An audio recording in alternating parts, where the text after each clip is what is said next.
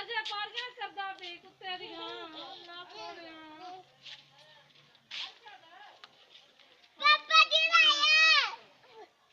ਓਏ ਕੁੱਤੀ ਆ ਰਿਹਾ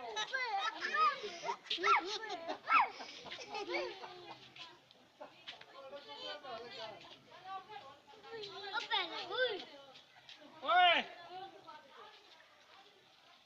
ਉਹ ਨਿਆਣਾ ਕੋਈ ਨਹੀਂ ਚੱਲ ਉਹਨਾਂ ਦਾ ਚੱਲ